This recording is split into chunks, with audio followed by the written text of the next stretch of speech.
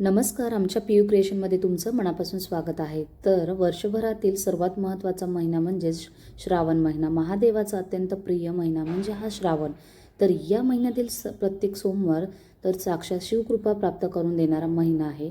तर यंदा 2026मध्ये आपण 13 ऑगस्ट ते 11 सप्टेंबर 2026 या काळात श्रावण महिना आहे. तर पहिला श्रावणी सोमवार 17 ऑगस्ट 2026 रोजी येत आहे.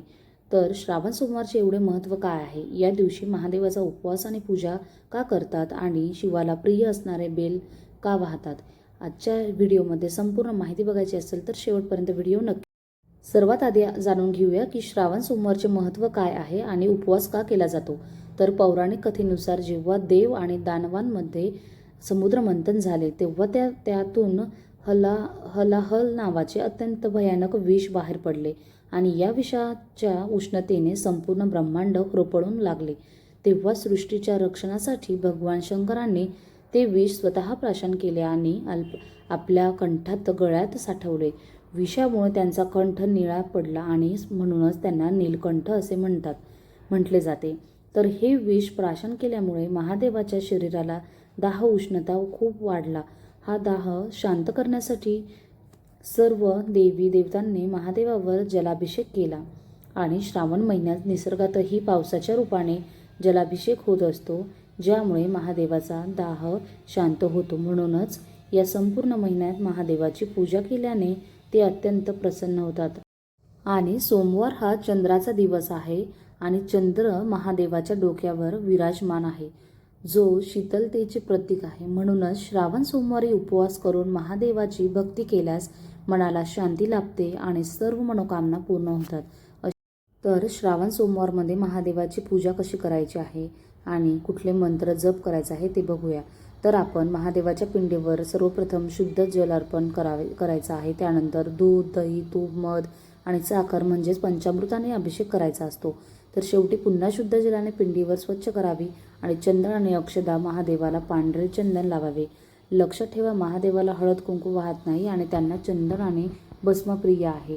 त्यानंतर अखंडित न तुटलेल्या पांढऱ्या अक्षता वाहायच्या आहे आणि आपण ही सेवा पूर्ण करायची आहे. तर महादेवाला अत्यंत प्रिय असणारे बेलपत्र आणि पांढरे फुलं. तर हे बेलपत्राचं महत्त्व काय आहे? तर 3 गुण आणि ब्रह्मा, विष्णू, महेश यांचे प्रतीक मानले जाते. बेलाच्या पानात अत्यंत थंड गुणधर्म असतात आणि जे महादेवाचा दाह शांत करतात. एक बेलपत्र वाहिल्याने अनेक जन्माची पापे नष्ट होतात असे शास्त्रात सांगितले आहे. तर आपणही 108 किंवा 2111 नसल्यास एक बेलपत्र अर्पण केलं तरीही चालतं. बेलाचे पान कुठेही फाटलेले किंवा त्याला छिद्र नसावे आणि बेलपत्र नेहमी उलट्या बाजूने म्हणजेच गुळगुळीत बाजू पिंडीला स्पर्श करेल अशी व्हावी आणि बेल वाहताना पानाची दांडी आपल्या बाजूला असावी. आणि बेल अर्पण करताना ओम नमः शिवाय किंवा महामृत्युंजय मंत्र, ओम त्र्यंबकम यजामहे सुगंधी पुष्टिवर्धनम उर्वारुक्मियो बंधनात मृत्युन्मुक्षीन् मामृतात या मंत्राचा जप करत आपण 108 बेल अर्पण करायचे असतात. आणि आपल्याला शिवलीलामृत ग्रंथाचेही वाचन करायचे असते. अत्यंत फलदायी मानले जाते आणि विशेषतः या ग्रंथाचा 11वा अध्याय आपण वाचल्याने घरातील संकटे दूर होतात आणि संतती सुख लाभते. तर आपल्याला महादेवाला पांढरा रंग प्रिय आहे, त्यामुळे या दिवशी दूध, तांदूळ किंवा पांढऱ्या कपड्यांचे गरजू लोकांनाही दान केले तरीच अतिउत्तम आहे. आणि उपवास हा आपल्याला फलाहार करून म्हणजे फळ आणि दूध चालतंय, तर आपण हा उपवास संध्याकाळी सोडत असतो आणि आरती करायची आहे आणि मनोभावे आपण ही महादेवाची 4 सोमवार आपल्या श्रावणमध्ये करायचा आहे. तर संध्याकाळी आपण उपवास सोडायचा आहे. तर असा हा श्रावण सोमवार महादेवाची कृपा मिळवून देणारा सुवर्ण काळ आहे. तुम्हीही या श्रावण सोमवारी मनोभावे महादेवाची पूजा करा. तुमची भक्ती नक्कीच फळाला येईल. आणि तुम्हाला ही माहिती कशी वाटली आम्हाला कमेंट करून नक्की सांगा. चॅनलला नवीन असाल तर सबस्क्राईब नक्की करा आणि लाईक, शेअर, कमेंट करायला विसरू नका. भेटूया नेक्स्ट व्हिडिओमध्ये. तोपर्यंत स्वामी समर्थ. धन्यवाद.